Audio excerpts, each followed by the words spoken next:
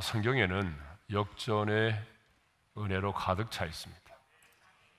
또한 성경에는 불행한 환경을 이겨내고 성공한 영향력 있는 삶을 살게 된 그러한 역전의 주인공들이 정말 많이 있습니다. 많은 사람들이 있지만 그 대표적인 사람이 바로 누구냐면 오늘 본문에 나오는 입다입니다. 정말 입다는요, 영적인 역전의 은혜가 무엇인지를 우리에게 가장 잘 보여주는 사람. 역전의 은혜가 이런 거구나 라고 하는 것을 잘 보여주는 사람일 뿐만 아니라 역전의 은총을 경험하는 자에게는 반드시 공식이 있다라고 하는 것을 우리에게 가르쳐주고 있어요. 여러분, 공식을 알면 정말 중요합니다. 공식을 알면 어느 시대를 살아도 어떤 상황과 환경에 있을지라도 공식을 알면 문제는 풀리게 돼 있습니다. 그런데 이 입다의 삶을 추적해 보게 되면 역전의 은혜를 경험한 사람들에게는 공통적으로 말할 수 있는 공식이 있다라고 하는 거죠. 그래서 오늘은 역전의 은혜를 경험하는 자에게는 공식이 있다라고 하는 제목으로 말씀을 전하고자 합니다. 자, 그러면 우리가 잘 아는 것처럼 입다는 어떤 사람인가에 대해서 간단히 알아야 되겠죠. 자, 입다는 어떤 사람입니까? 첫째로 기생의 아들로 태어났어요. 우리 1절의 말씀을 함께 읽겠습니다. 다 같이요. 길르앗 사람 입다는 큰 용사였으니 기생이 길르앗에게 낳은 아들이었고, 입다는 요단 동편에 위치한 길르앗에서 기생의 아들로 태어났다는 말입니다.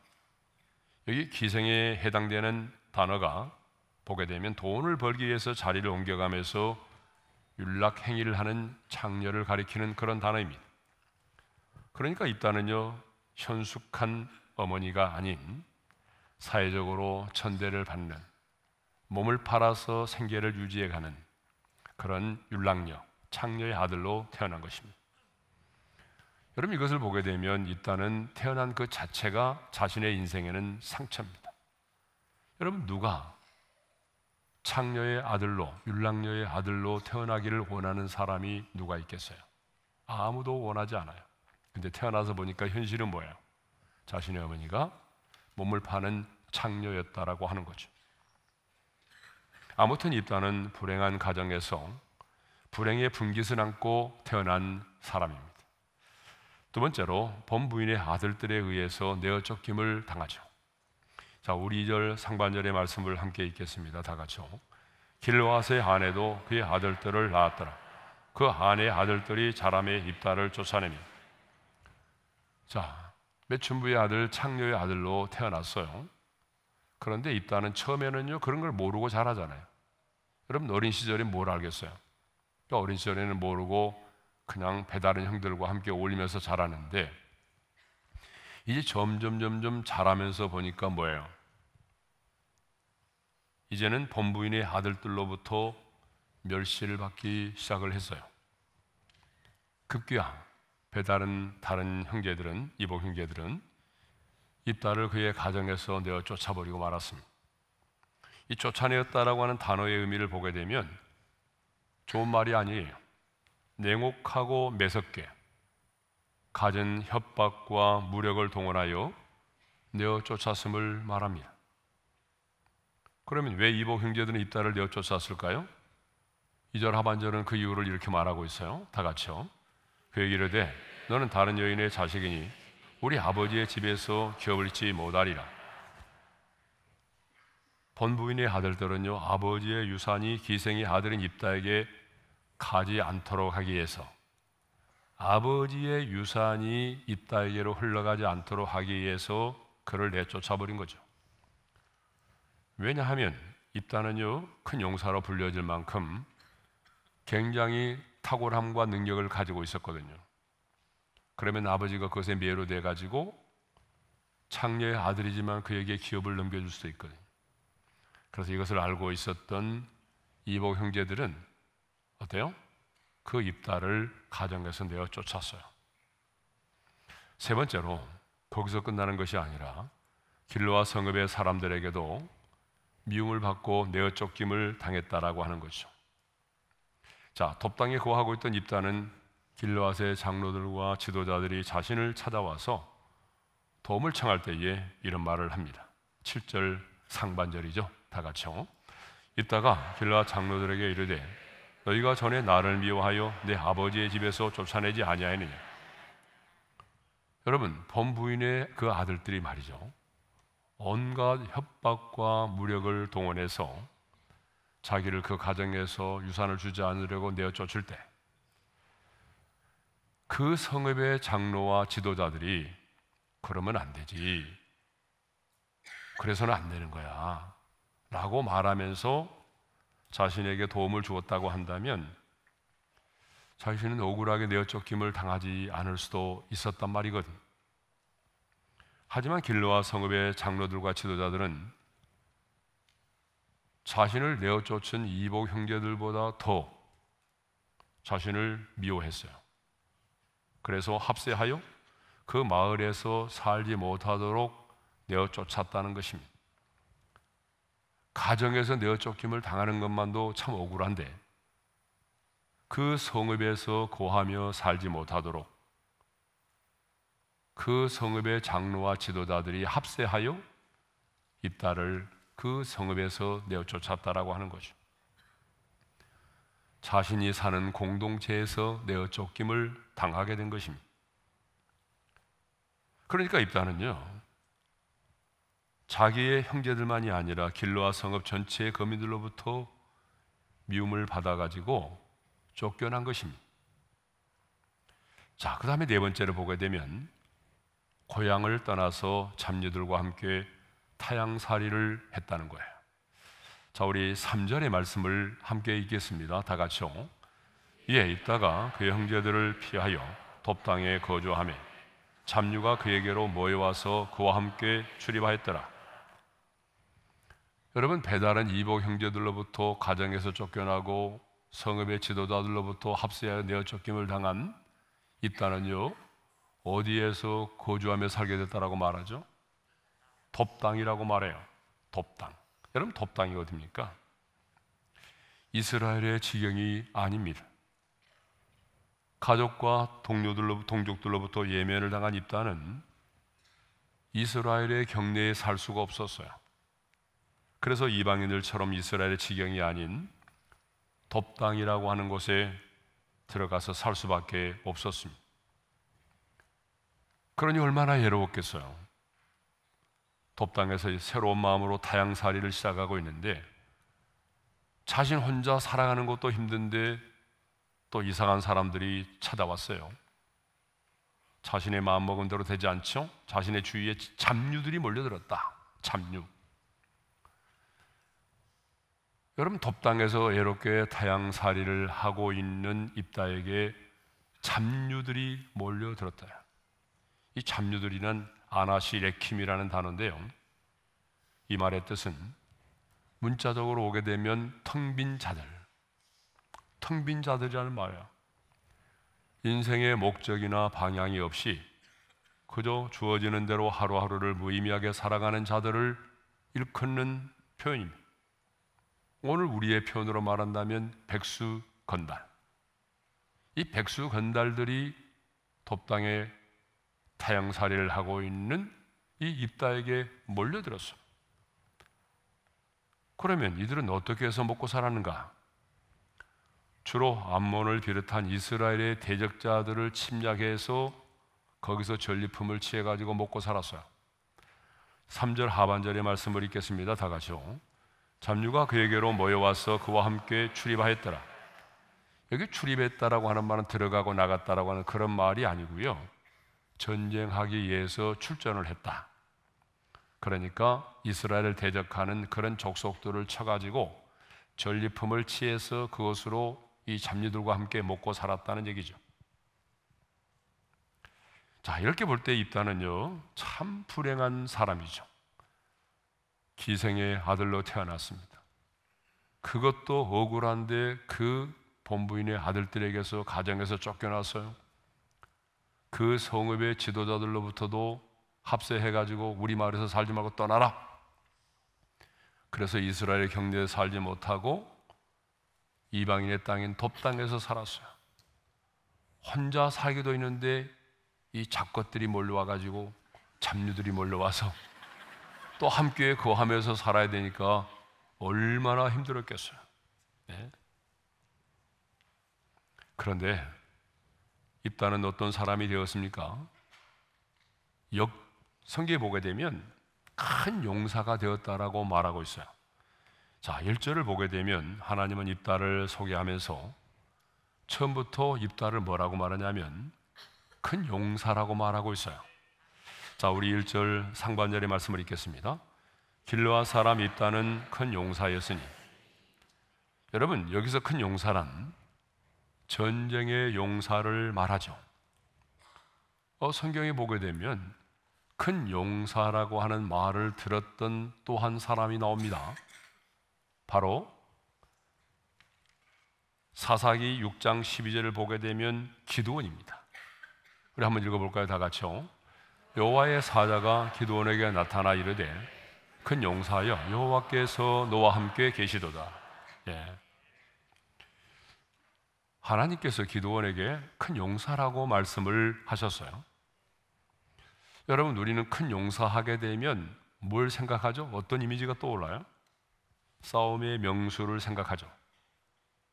그래서 우리는 큰 용사하게 되면 주먹 하나를 가지고 천하를 호령했던 시라손이나 이제 한물 같지만 격투기 예전의 챔피언인 러시아의 효도르 같은 사람, 그렇죠? 격투기 너무 잘했죠?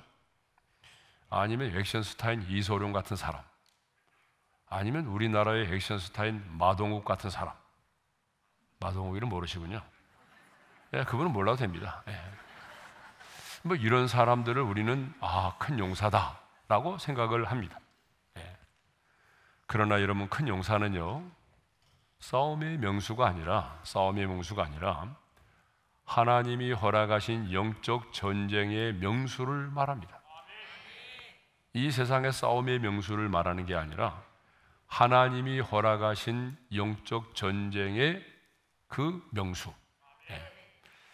여러분, 기드온은요 성품과 기질로 볼 때에 결코 큰 용사가 될 수 없는 사람이었어요.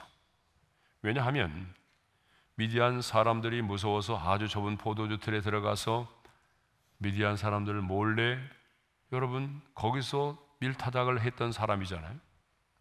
그러니까 대범한 사람이 아닙니다. 굉장히 소심하고 겁이 많은 사람이죠. 그런데 하나님은 그러한 기드온을 뭐라고 부르죠? 큰 용사라고 불러요. 여러분, 이것을 보게 되면 큰 용사란 우리 힘으로 되어지는 것이 아니라 하나님이 되게 하시는 것임을 알 수가 있습니다. 여러분, 그렇습니다. 성경이 말하는 큰 용사는 하나님께서 나와 함께 계심을 믿는 자입니다. 그래서 하나님의 사자는 기드온을 부르면서 큰 용사여 여호와께서 너와 함께 계시도다. 여러분, 누가 큰 용사입니까? 하나님이 나와 함께 계신다는 사실을 의심 없이 믿는 사람입니다. 어디에 있든지 간에 누구를 만나든지 간에 하나님이 지금 나와 함께 하고 계신다. 이 임마누엘의 신앙을 가진 자가 영적 전쟁의 명수입니다. 하나님은 이 사람을 뭐라고 말하죠? 큰 용사라고 말하는 거예요. 예? 그래서 결과적으로 자신이 나는 이런 사람이야, 자신의 강함을 드러내는 것이 아니라 하나님의 강하심을 드러내는 사람이 바로 큰 용사인 줄로 믿습니다. 이따는 기생의 아들로 태어나 천대와 멸시를 받고 자랐지만 그는 큰 용사가 되었습니다. 두 번째로 민족을 구원한 지도자가 되었다는 거죠. 입다가 고향에 쫓김을 당하여 돕닥에서 생활한 지 얼마 되지 않아서 암몬이라는 나라가 길르앗을 공격하려고 했습니다. 암몬의 공격이 임박하자 길르앗의 장로들은 누구를 찾아왔을까요? 입다를 찾아왔습니다. 그리고 그들의 군대의 지휘관이 되어 줄 것을 요청을 해요. 자, 6절의 말씀을 우리 한번 읽겠습니다. 다 같이요. 입다에게 이르되 우리가 암몬 자손과 싸우려 하니 당신은 와서 우리의 장관이 되라 하니.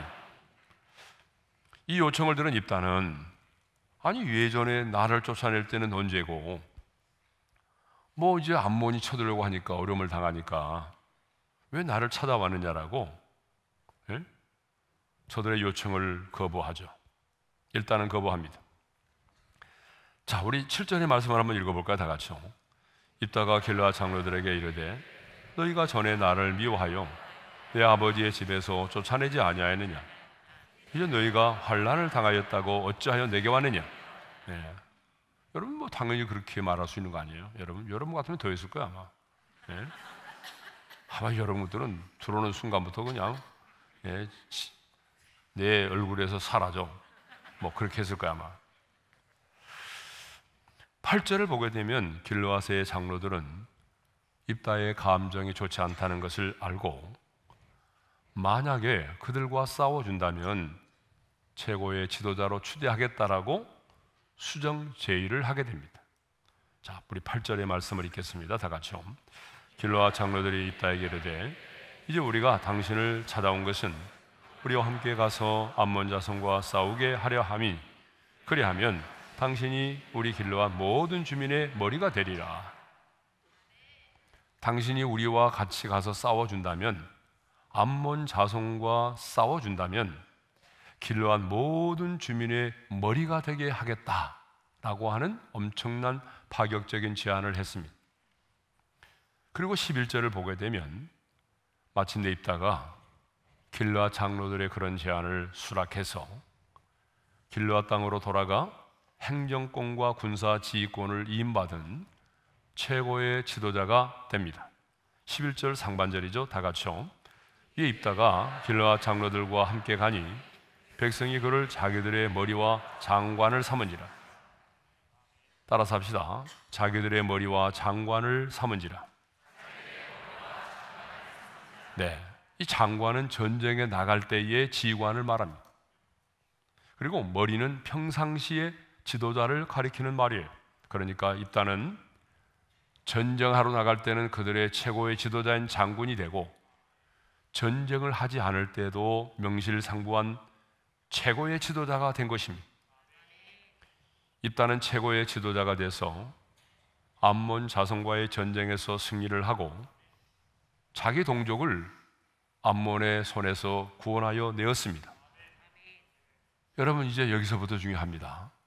어제의 천덕꾸러기, 정말 불행의 분깃을 안고 태어났던 가정에서부터 쫓김을 당하고 마을의 지도자로부터 내어 쫓김을 당했던 그런 기생의 아들로 태어났던 별 볼 일 없는 천덕꾸러기가 여러분 자기 동족의 최고의 지도자가 된 것입니다. 가족들에게 내어 쫓김을 당하고 동족들에게 미움을 받아서 이방인 땅에 거하며 살았던 입다가 자기 민족을 구원하여 낸 최고의 지도자가 된 것입니다. 입다를 미워하고 내어 쫓았던 동족의 지도자들이 제발 자기의 지도자가 되어달라고 애걸복걸하는 일들이 벌어졌습니다. 여러분 우리는 이것을 뭐라고 말하죠?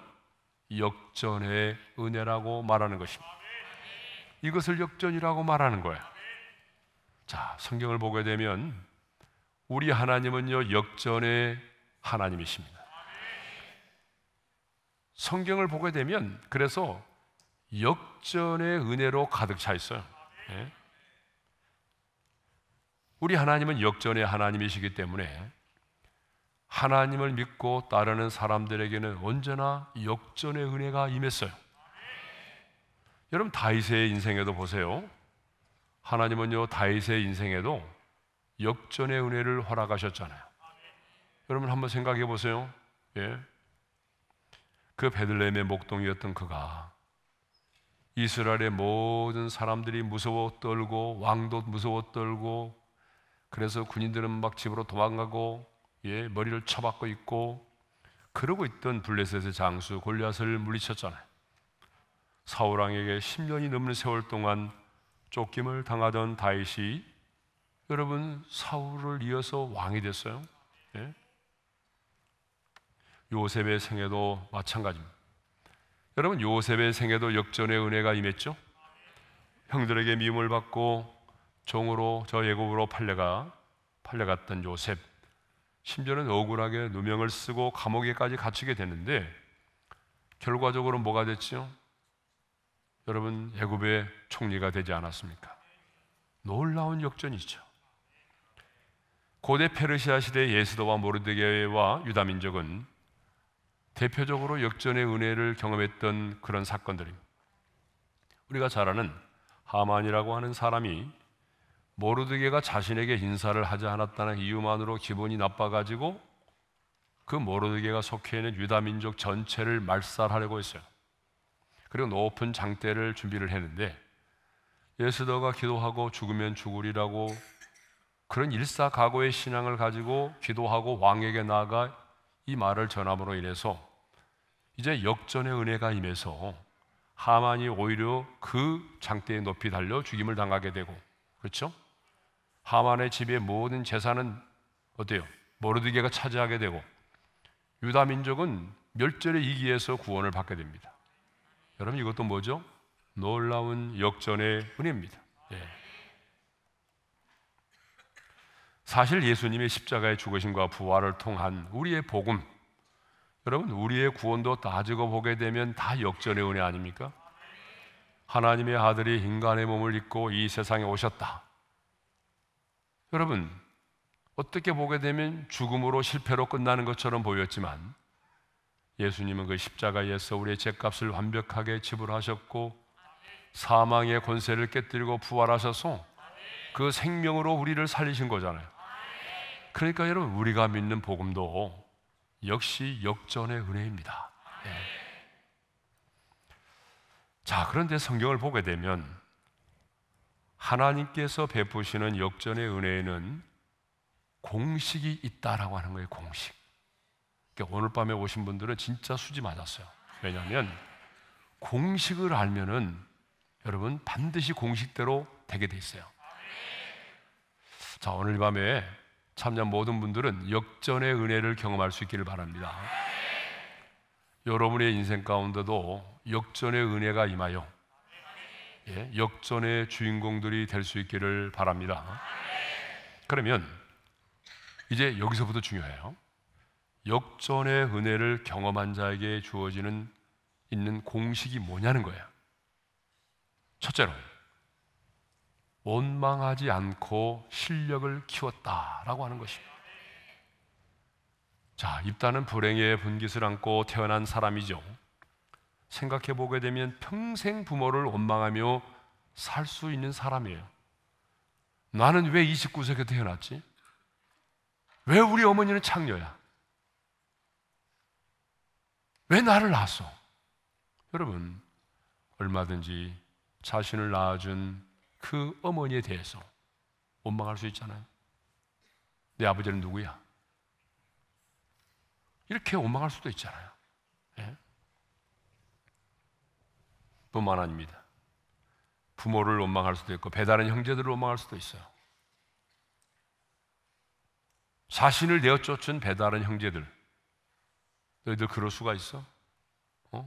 내가 창녀의 아들이라고 그래서 너희들이 우리 집안에서 나를 내쫓아? 내가 잘못한 게 뭐가 있어? 내가 너희들한테 잘못한 게 뭐가 있냐고? 근데 왜 나를 내어쫓아? 내가 유산을 달라고 그랬어? 근데 왜 나를 내어쫓아?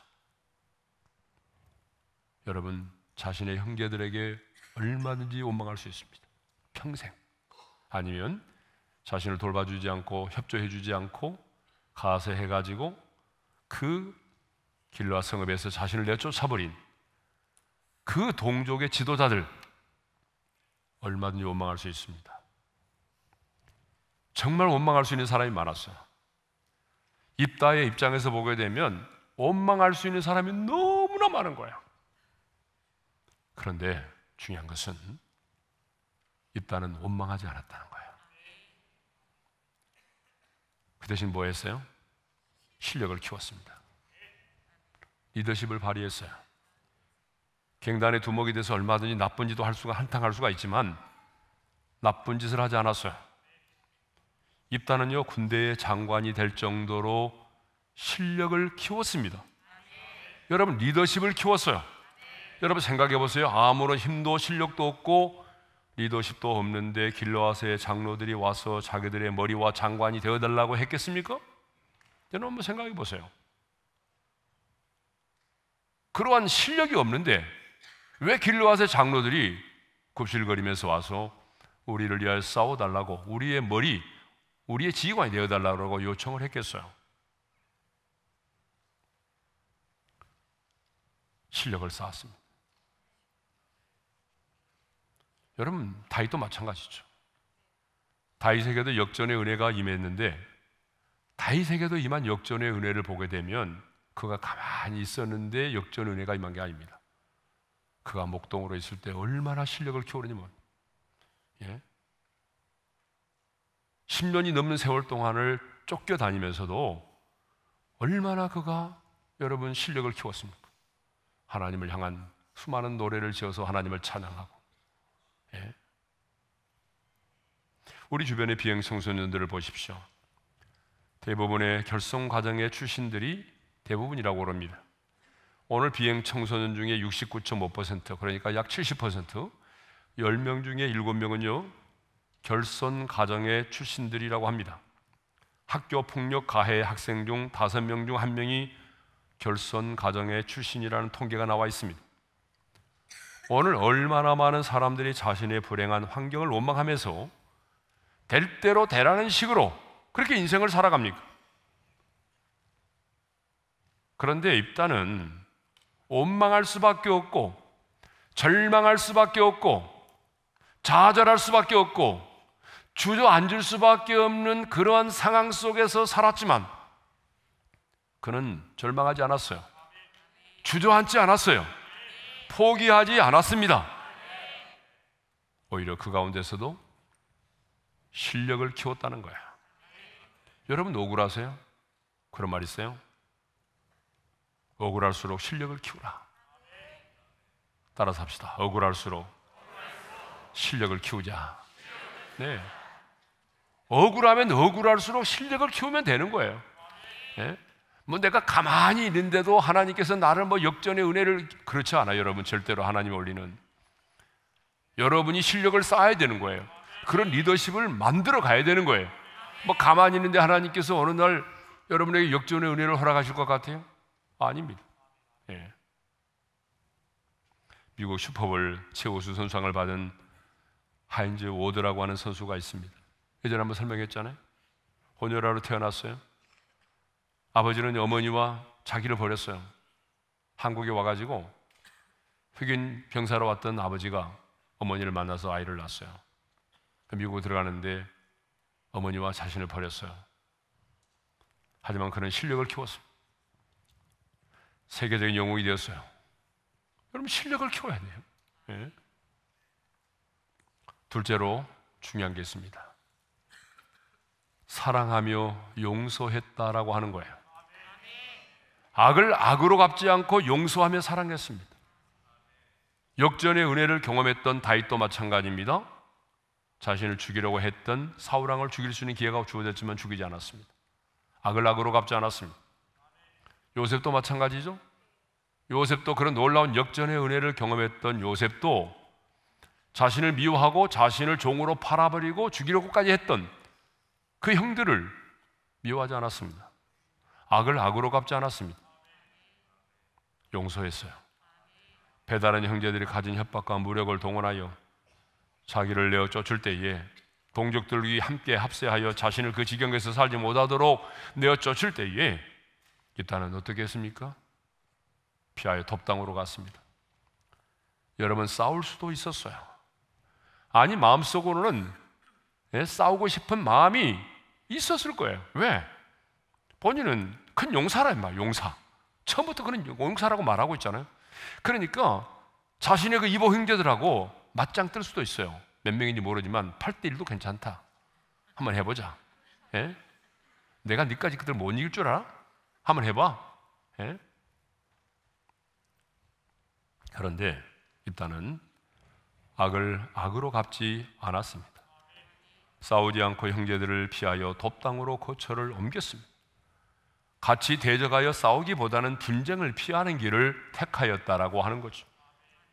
여러분, 만일 있다가 피하지 않고 악을 악으로 갚았다고 한다면 아마 뼈아픈 고륙 상쟁의 소용돌이 속에서 휘말렸을 것입니다. 어쩌면 복수의 화신이 되었을 겁니다. 성경은 악을 악으로 갚지 말라고 말씀하십니다. 선으로 악을 이기라고 말씀하시죠. 여러분, 로마서 12장 17절의 말씀을 읽겠습니다.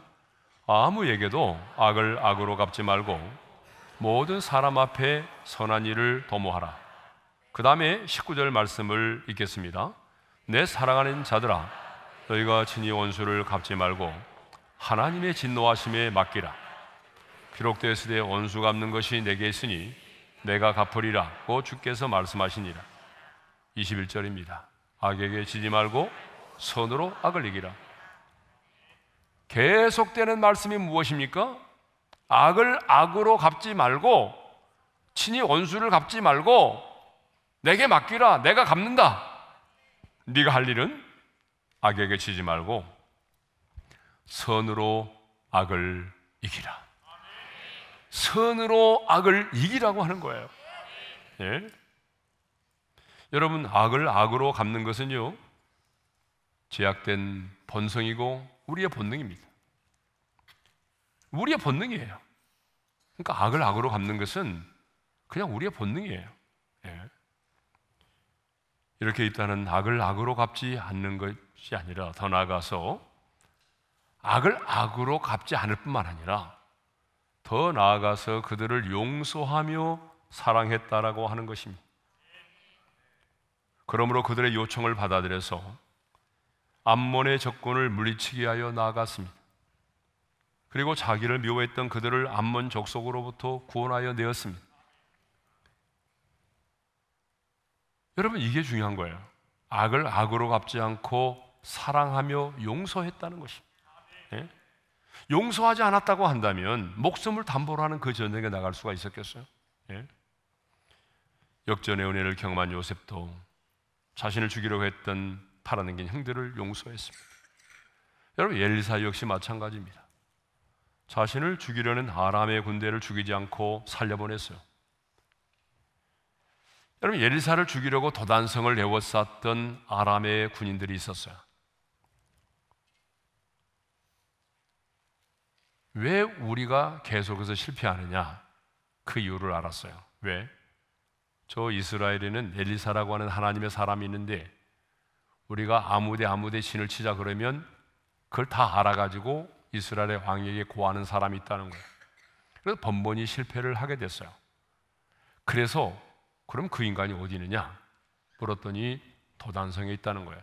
그래서 모든 군대를 동원해가지고 그 엘리사를 잡아 죽이려고 도단성을 에워쌌잖아요. 네? 그때 게하시가 아침에 마당을 쓰려고 딱 일어나서 보니까 아람의 군대가 자신의 주변을 둘러싸고 있어요. 아, 내 주여, 어찌하리까? 그렇게 반응했단 말이죠.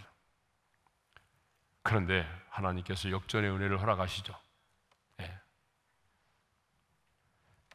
하나님께서 엘리사가 하나님 저들의 눈을 어둡게 하옵소서 라고 말하니까 엘리사 자신을 죽이려고 왔던 그 인간들이 눈이 멀어졌어요.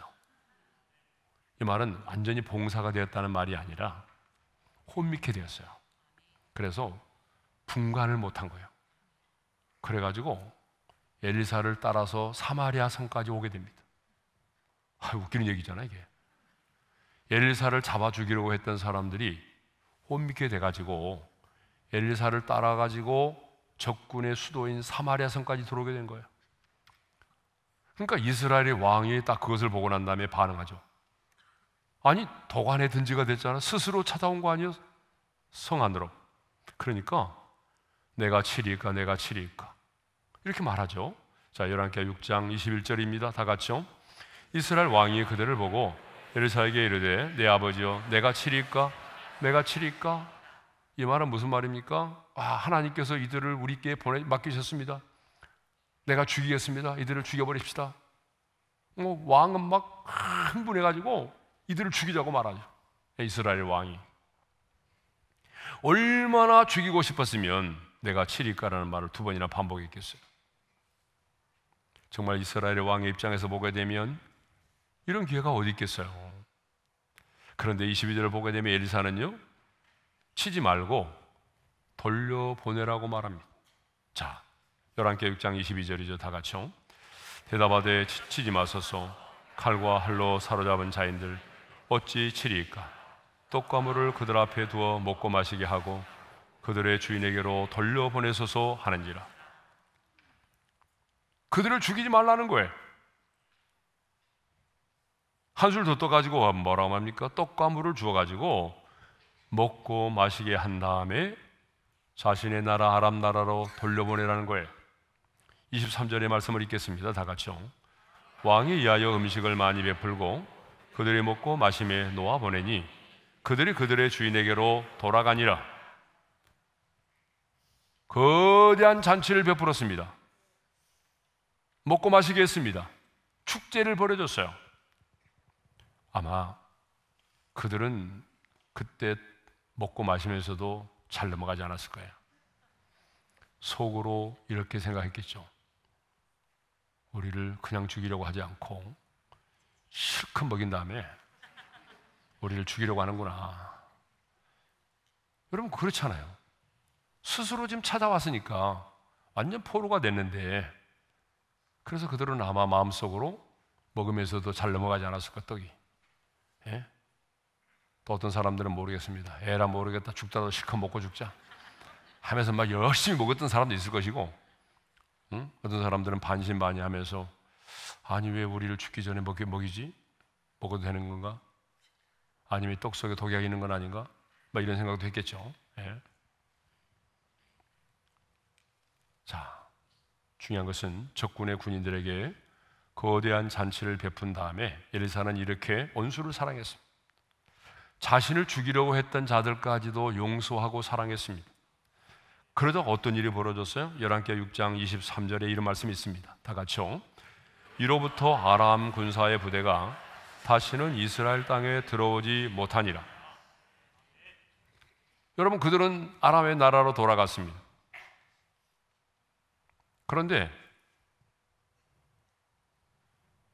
죽지 않고 후한 대접을 받고 돌아간 아람의 군대는 다시는 이스라엘 땅에 돌아오지 않았다는 말, 들어오지 못했다는 말이 무슨 말입니까? 이것이 바로 위대한 사랑이라는 것입니다. 만일에 복수를 했어요. 너희들 하나님께서 보냈구나. 도간에 든지야. 너희를 다 죽여버릴 거야. 다 죽여라. 다 죽였어요. 시도 당기지 않고 다 죽였어요. 그러면은 아람 나라의 그 가족들, 그 자녀들이 가만히 있겠어요? 그래, 너희들이 우리 아버지를 죽였지? 나도 복수할 거야. 자원 입대. 막 그래가지고 어때요? 예? 그래서 테러가 나온 거 아니에요? 예? 그랬을 거 아니에요? 그런데 용서하고 사랑하고 살려서 보냈더니, 대접까지 하고 보냈더니 어떤 일이 벌어졌어요? 아람 군사의 부대가 다시는 이스라엘 땅에 들어오지 못했다. 계속은 아니지만 고한 기간 동안만큼은. 오히려 무서워서 그 위에는 널씬거리지 못한 게 된 것입니다. 이것이 바로 영역입니다. 여러분, 복수하고 미워하는 것은 누구나 할 수 있습니다. 왜냐하면 그것은 본능이기 때문이죠.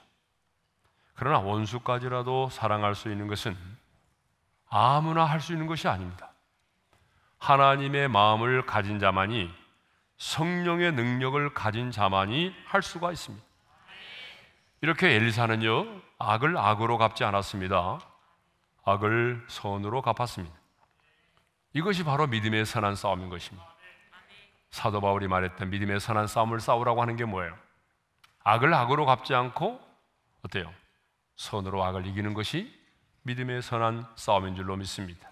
네.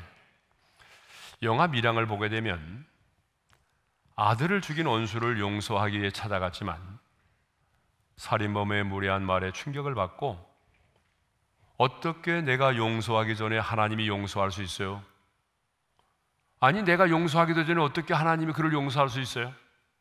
다음에 끝내 용서하지 못하고 돌아서는 장면 여러분 기억나시죠? 그만큼 용서가 힘들다는 얘기입니다. 하늘 아래 용서보다도 힘든 것은 없습니다. 용서는 아무나 할 수가 없습니다. 진정한 용서는 하나님의 용서를 경험한 자만이 할 수가 있습니다. 성령의 능력으로만 가능합니다.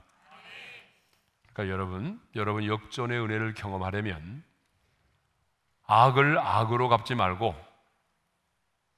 여러분들에게 화를 입히고 손실을 가져다 준 그 사람에 대해서 어떻게 하라는 거예요?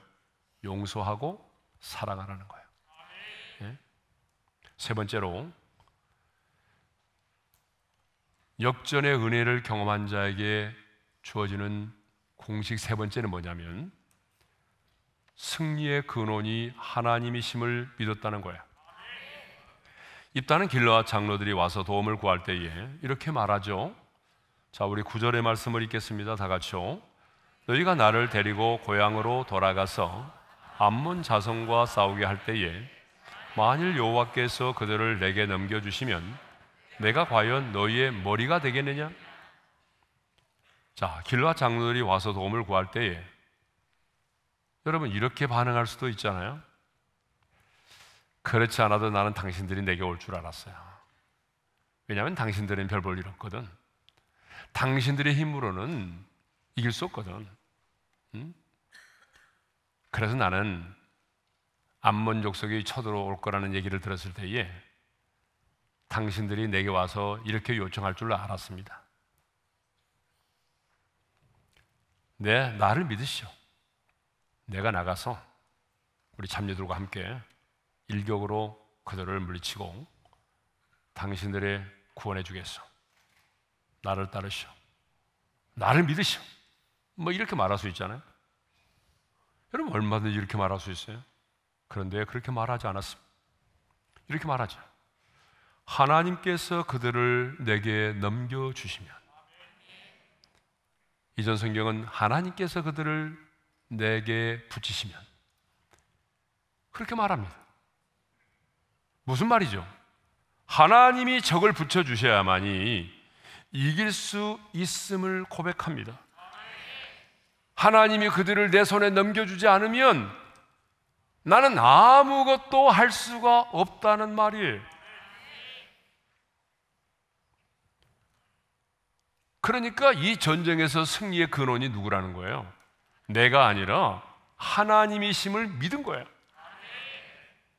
여호와 하나님이 암몬 자손을 자신의 손에 붙이신다면 기꺼이 길르앗 머리가 되겠다라고 확실하게 대답을 합니다. 이는 입다가 이 전쟁에서의 승리의 근원이 하나님이심을 확신하고 있었다라고 하는 것을 알 수가 있습니다. 입다에게는 하나님을 신뢰하는 믿음이 있었습니다. 주님이 함께 하시면 능히 암몬 족속을 이길 수 있다라고 하는 확신이 있었습니다.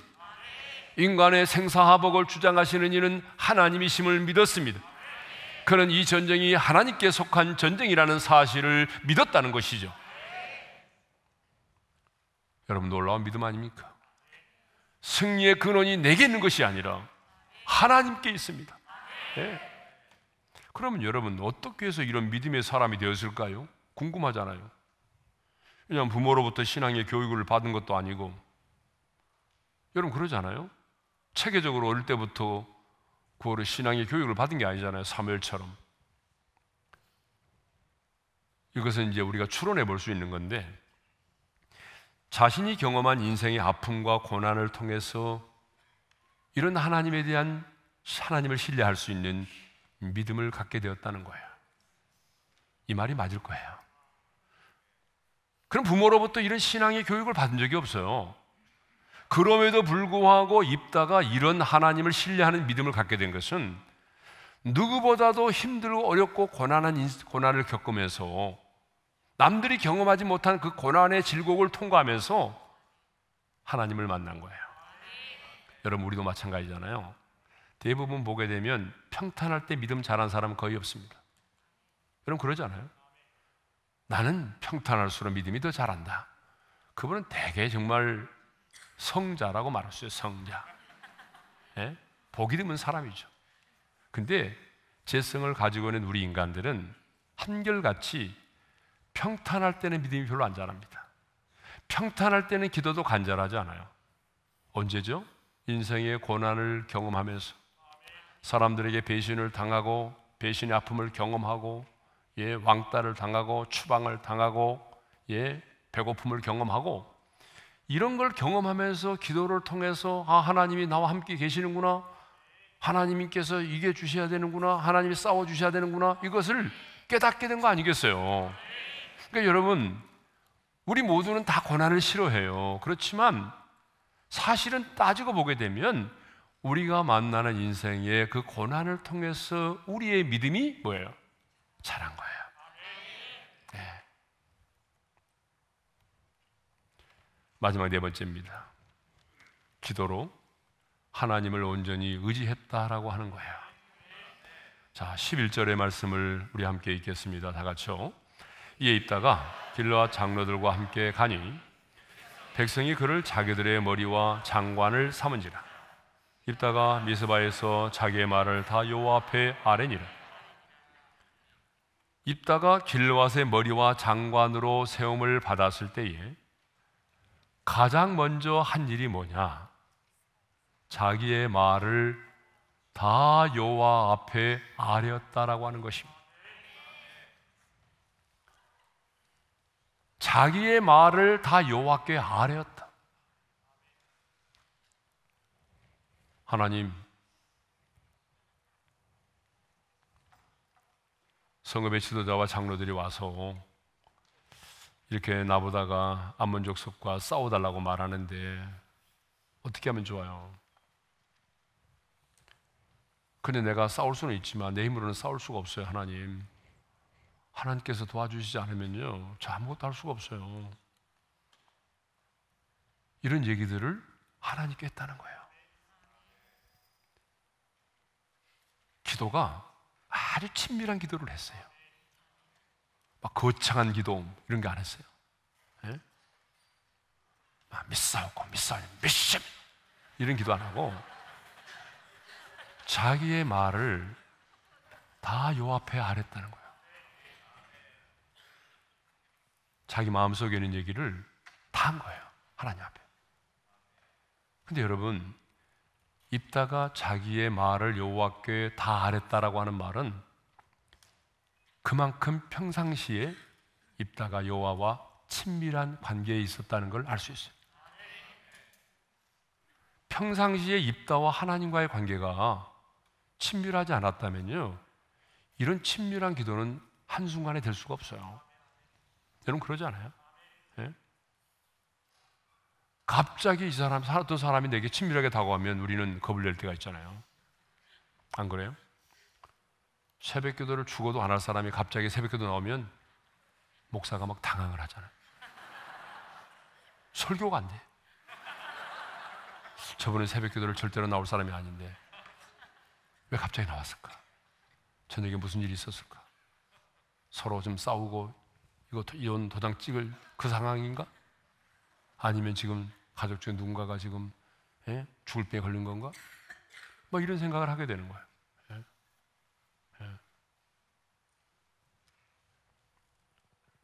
우리는 어떤 사람이 나타나도 그 사람 때문에 그 기도가 깨어질 때도 있거든요.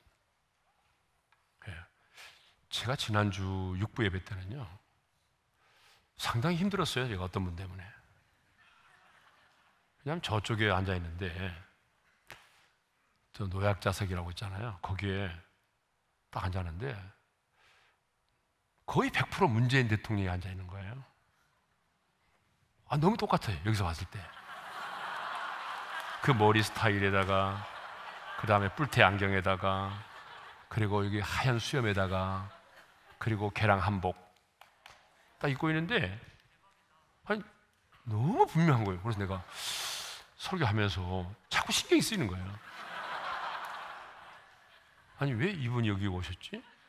이분 크리스찬도 아닌데 지금 경상도에 있는 줄 알고 있는데 왜 오셨지? 그래서 제가 설교하면서 옆에 있는 분을 봤어요. 김정수 여사인가 아닌가. 그랬더니 부인이 아니더라고요. 그래서 내가 나갈 때 가까이서 보니까 아니더라고요. 그 때문에 내가 굉장히 신경 쓰여가지고 육부 예배 때 설교하는데 굉장히 힘들었어요. 네. 자, 입다는요, 하루아침에 이렇게 하나님과 친밀한 기도를 드린 게 아닙니다.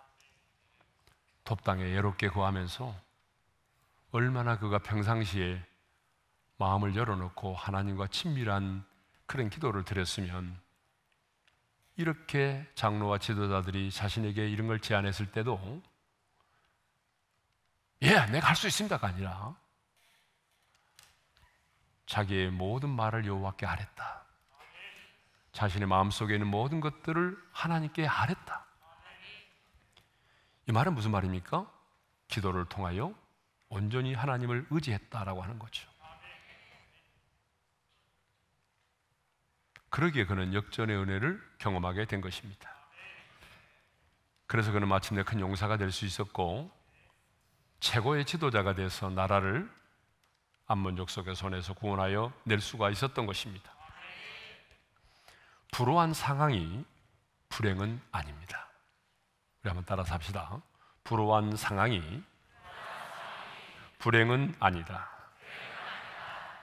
많은 사람들이 불우한 상황을 불행이라고 생각합니다. 그러나 여러분, 그렇지 않아요. 하나님의 사람에게는 불우한 상황이 결코 불행은 아닙니다. 그것을 보여주는 인물이 누구예요? 바로 입다입니다. 입다는 역전의 은혜를 경험한 성경에 나오는 인물들 가운데 가장 역전의 은혜를 설명해 줄 수 있는 역전의 주인공이 되었습니다.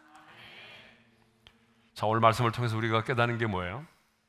하나님은 역전의 하나님이시고 오늘 또 우리에게 역전의 은혜를 베풀어 주시고, 그런데 그 하나님의 역전의 은총에는 공식이 있다라고 하는 거예요. 그러니까 우리가 그 불우한 상황에서 원망하지 말고 실력을 키워야 된다. 악을 악으로 갚지 말고 용서하며 사랑하라는 거죠. 그리고 하나님을 신뢰하라는 거예요. 하나님이 나와 함께 계신다는 것을, 승리의 근원이 하나님의 손에 있다는 것을, 그리고 기도로 온전히 하나님을 친밀하게 의지하라는 거죠. 이 네 가지가요, 모든 사람에게 똑같습니다. 이 네 가지가 다 똑같아요. 어떤 사람이든지 간에. 그래서 여러분들이 처해 있는 그 불우한 상황이 불행으로 끝나지 않고 도리어 여러분이 처해 있는 그 불우한 상황이 역전의 은혜를 경험하는 놀라운 기회가 되기를 바랍니다. 오늘 이 밤에 하나님께서 이 말씀을 듣고 결단하고 나가는 우리 모두에게 역전의 은혜를 허락해 주실 줄로 믿습니다.